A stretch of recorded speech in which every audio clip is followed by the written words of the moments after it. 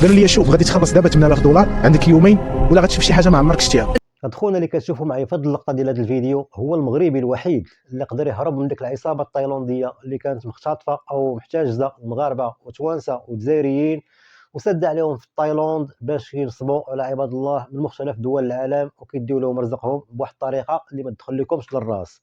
اذا كيفاش مشى هذا المغربي حتى وصل لتايلاند، وكيفاش تشداتو هذه العصابه، وكيفاش تخدم معها، هادشي اللي غادي نعرفوا بالضبط وبالتفاصيل في هذه القصه ديالنا اللي كنتمنى انها تعجبكم ان شاء الله.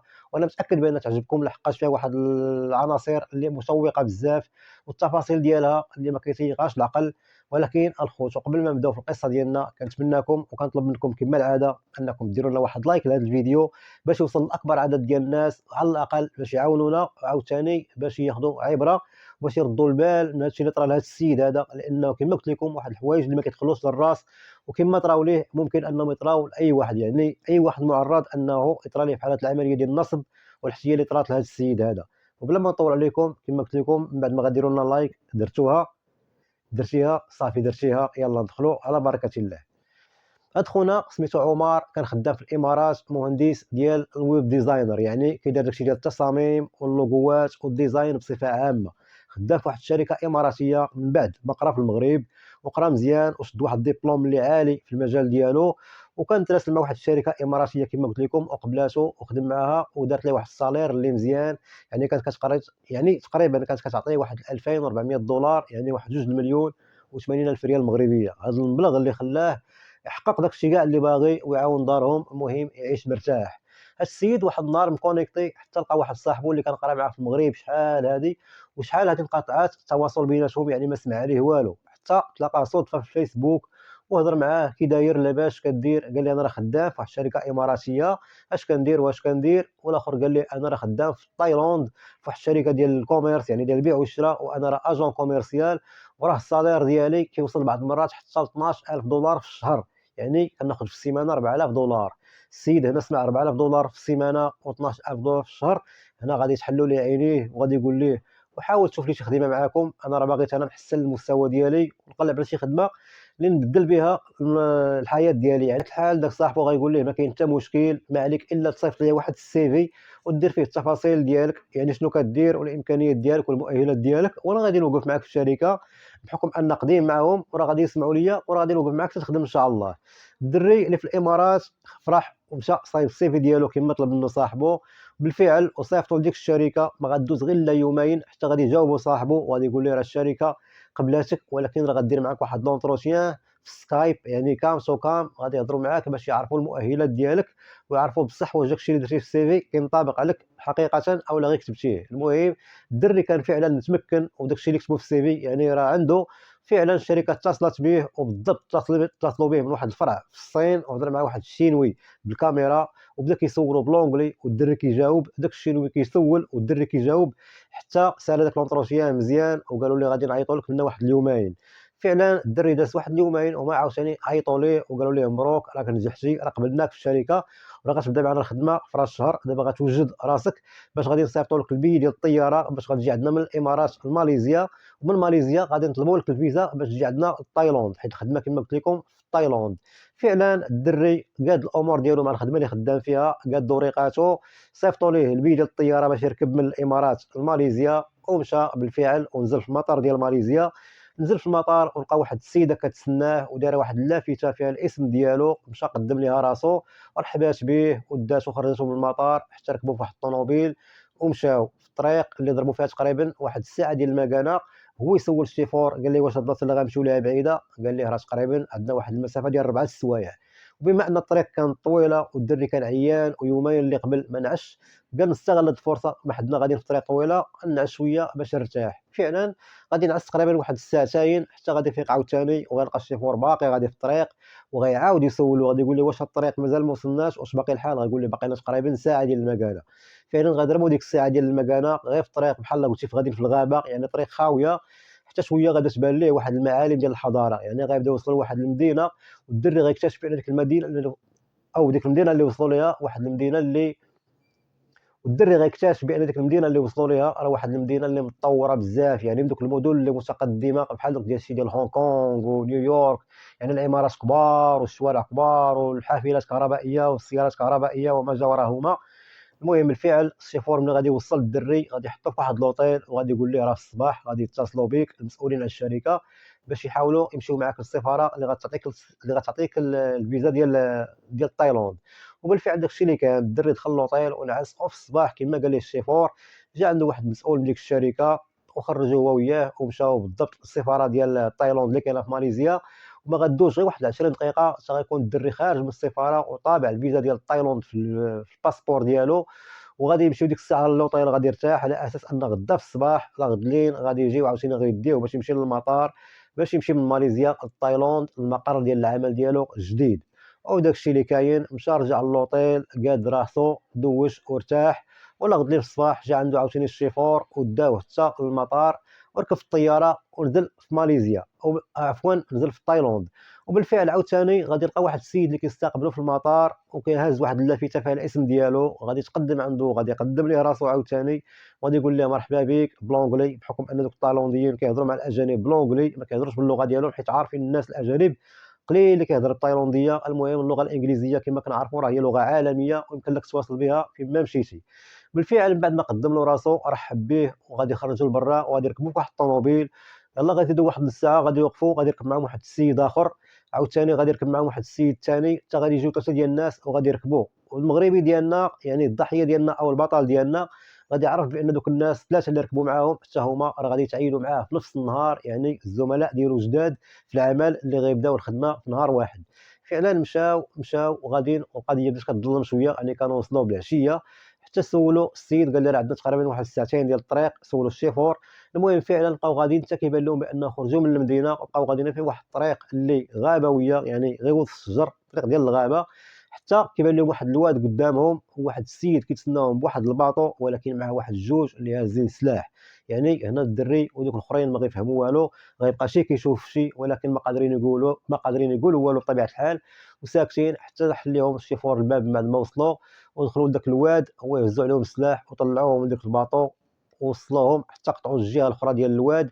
ولقاو واحد الطوموبيل اخرى اللي غتهزهم وغتقطع بهم واحد الطريق غير وسط الغابه، هما مخلوعين وساكتين وما قادرين يقولوا حتى شي حاجه بحكم انهم برانيين وما عارفين والو. بقاو غير خايفين وساكتين حتى وصلوا لواحد الطريق اللي دخلت للشانطي. عاوتاني شويه عاوتاني بدات كتبان لهم المعالم ديال المدينه، يعني بداو كيوصلوا لواحد المدينه اللي كتبان لهم متقدمه، الضواء والطوموبيلات. هنا نفسيا بداو كيرتاحوا بعد ما خرجوا من ديك الغابه. عاد عرفوا بان هذوك الناس كانوا غير حامينهم من دوك العصابات، يعني كانوا غير حمايه، دوك العسكر اللي كانوا هازين عليهم السلاح او دوك الناس اللي كانوا مسلحين كان غير مجرد حمايه لهم حتى يوصلوا لبر الامان. فعلا مشاو للوطيل حطهم الشيفور وقال لهم مرحبا بكم في لوطيل هنا في تايلاند، وانتم ان شاء الله غدا غادي يجي عندكم السيد اللي غادي يديكم للمقر ديال العمل ديالكم. بالفعل كل من دوك الثلاثه كل واحد فيهم مشى للغرفه ديالو اللي كانت مخصصه ليه حتى الصباح هو يجي عندهم واحد السيد اللي غادي يديهم للعمل اللي غادي يبداو فيه. وبالفعل جاء عندهم السيد وهزهم كاملين ومشاو للمقر ديال العمل. كتبان لهم واحد القضيه ان ديك الشركه اللي دخلوا ليها بعيده على المدينه بواحد 15 كيلومتر تقريبا، يعني ضربوا واحد 20 دقيقه، وحتى هي جات واحد المنطقه اللي بعيده شويه على المدينه وخاويه. المهم الشركه كتبان لهم بنيه ومقاده وبالعساسه ديالها وبسيكوريتي. دخلوا للبيروات ديالهم ولكن هنا غيتفاجئوا بواحد الحاجه اللي غادا تصدمهم. كيشوفوا الناس اللي كانوا خدامين قبل منهم كلهم عندهم كمبيوترات، يعني جالسين قدام البيسيات، ولكن الملامح ديال وجههم كتبان عليهم بانهم خايفين او مخلوعين او خدامين تحت التهديد. هنا ما غيفهموا والو. غيجي عندهم واحد السيد غادي يرحب بهم وغادي يقول لهم تجلسوا هذا هو البلاصه ديالكم، يعني غادي يحط كل واحد في بلاصتو وقدام واحد الجهاز ديال الكمبيوتر وغادي يعطيهم واحد السكريبت اللي غادي يقراوه. الدري المغربي هنا غير شد داك السكريبت وبدا تيقرا، هنا غادي يتصدم وغادي يوقف ليه الشعر ديال راسو. من بعد ما قراه عرف بانهم غادي يخدموا مع عصابه ارهابيه اللي كتنصب على عباد الله، بحكم ان داك السكريبت اللي كيقراوه كيهضر بسميت واحد البنت اللي كتعرف على ناس وكتحاول تبين لهم بانها عايشه واحد الحياه ديال الرفاهيه وبان عندها الفلوس وان باغا تخرجهم بواحد الطريقه او باخرى. المهم اغلبيه منا او بزاف منا وصلوهم دوك الميساجات في فيسبوك ديال واحد تيقول لك انا لاباس عليا، انا با رئيس دوله او با كيدير هادي وعندي الفلوس وانا مضطهد في بلادي وخصني اللي يعاونني باش نخرج فلوسي. المهم هاد العصابه هادي كانت كتشتغل في هاد النوع ديال العمليات، وكانت كدير عمليات اخرين، يعني كتنصب على عباد الله في الواتساب وفي الفيسبوك وفي تويتر وفي جل المواقع ديال التواصل الاجتماعي. هنا الدري مسكين ما عنده ما يدير، عرف راسو بانه غادي يخدم بالزمنو من بعد ما كانوا خداو ليه التليفون ديالو. ولكن هو باش كان في الامارات كان عنده جوج التليفونات، كان عنده واحد التليفون كما تنقولوا تليفون عادي اللي تنعيطوا ليه حنا عظيم، كان غير تليفون صغير وكان مخبيه عنده. عطاهم التليفون ديالو اللي شافوه عنده داك الكبير، وبقى داك التليفون مخبيه ما ردوش ليه البال. المهم السيد خدام وتينصب على عباد الله، خدام وكينصب على عباد الله، وما قادرش يتواصل مع حتى شي واحد باش يقول ليه حنا اش كنديروا او اش كنديروا.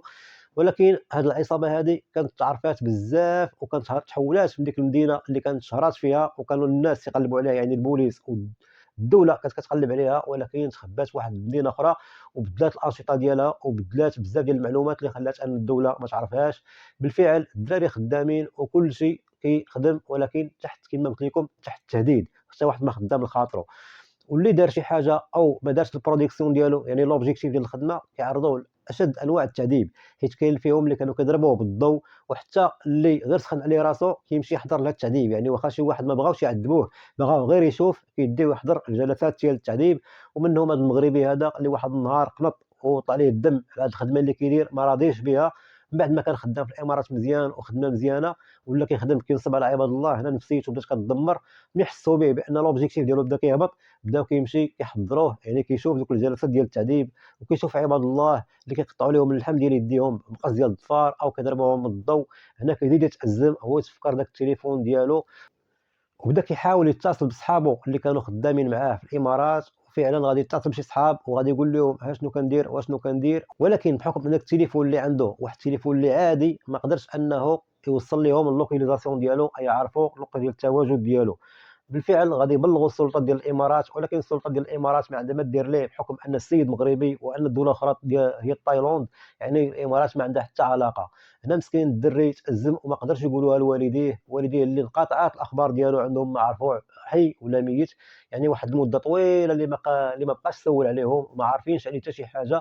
ولكن هو الدري بقى صابر وتيحاول يتصل مع الجمعيات او المنظمات ديال حقوق الانسان، ولكن كان صعيب عليه انه يطيح بالارقام ديالهم. غير بقى تيقلب مره وتيسول صحابو اللي خدامين معاه اللي قدام، حيت كاين اللي كان ضارب معاهم تما 8 سنين، وكاين اللي ضارب معاهم 10 سنين، وكاين اللي حولوه من المقر من بعد ما هربوا من المقر الاول وداو معاهم بالزز حتى للمقر الثاني. المهم خدام السيد وكيدير الخدمه ديالو اللي كيطلبوا منه واخا هي بز منه، وهكاك تيحاول يقلب انه كيفاش شي طريقه اللي ينجى بها واللي يعتق راسو ويهرب من داك المشكله اللي حط فيها راسو. هنا من بعد ما دوز واحد المده اخرى عاوتاني غادي يحاول مؤخرا يتصل بوالديه ويقول لهم شنو كاين وشنو كاين. ما كانش مسكين باغي يقولها لوالديه باش ما يقلقهمش عليه او باش ما يشطنهمش عليه، ولكن والديه ما غاديش يسكتوا، غادي يمشيو عند البوليس ديال المغرب وغادي يقولوا لهم القضيه. وبحكم ان المغرب وتايلاند عندهم واحد العلاقات ديال التعاون في المجال ديال الامن، غادي يحاولوا يقولوها، يعني غادي يبلغوا للسلطات التايلانديه هذا الشيء هذا، واخا ما عارفينش اللوكاليزاسيون ديال هذه المكالمات ملي كيجيو. السلطات التايلانديه غادي دير في الوسائل ديال الجورنال وفي وسائل الاعلام، غدير الاسم ديال هذا السيد المغربي بحكم انه مختفي.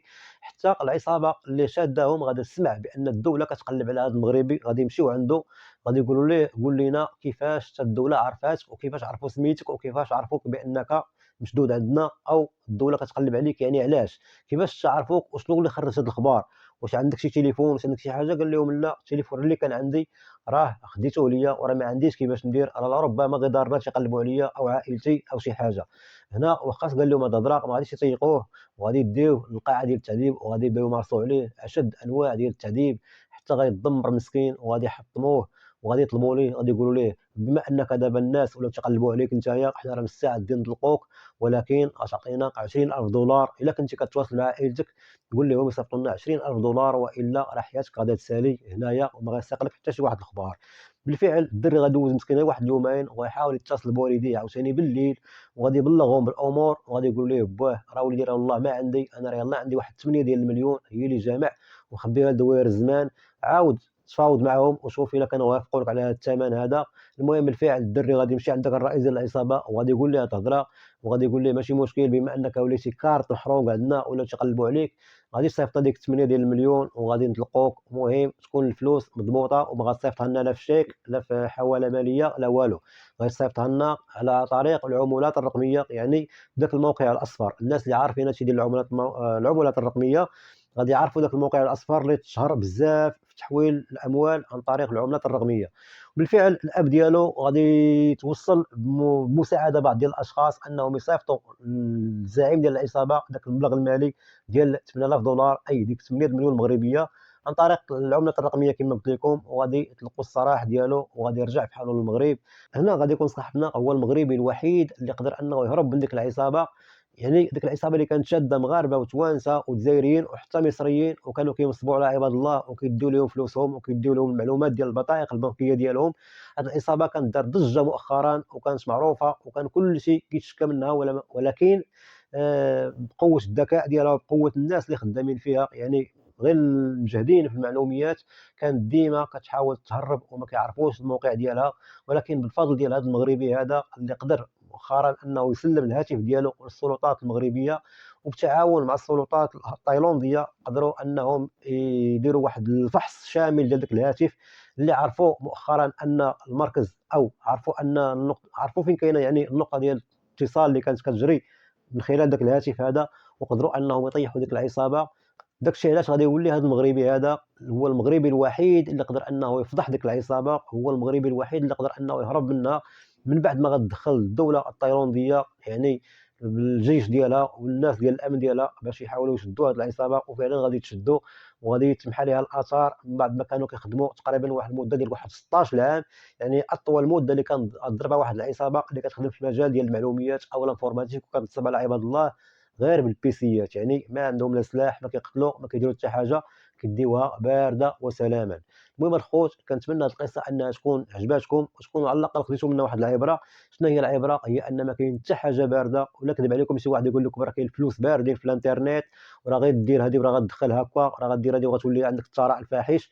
هادشي راه ما كاينش. الانترنت راه بحال اي عمل كيتطلب واحد المجموعه ديال المهارات، يعني خاص تكون عندك دي كومبيتونس وتكون عندك واحد الامكانيات ومعلومات، وتكون قاري وتكون عارف الدومين اللي غتشتغل فيه. لان هادشي ديال الانفورمات ديال عفوا هادشي ديال الانترنت راه واحد البحر كبير، واحد المجال اللي متشعب وفيه بزاف ديال فرص الشغل. ولكن الا كنت انت انسان مؤهل وكاليفي باش تخدم في هذا النوع ديال الاعمال، اذا بلا ما يكذب عليكم شي واحد يقول لك غير دير هذه وراه غتربح الفلوس، دير هذه راه باغي تربح الفلوس، هذا راه باغي ينصب عليك بطريقه او باخرى. اذا الخوت حتى لهنايا غتكون القصه ديالنا ديال اليوم سالات بلا ما نطول عليكم. وكما قلت لكم في الاول، كنتمنى ان القصه ديالنا تكون عجباتكم، وكنتمنى انكم ديروا لنا واحد لايك لهذا الفيديو هذا باش يوصلكم اي فيديو حطيناه. وبما درنا شي فيديو اخر ان شاء الله لا يكون في القريب العاجل غادي نقول لكم السلام عليكم.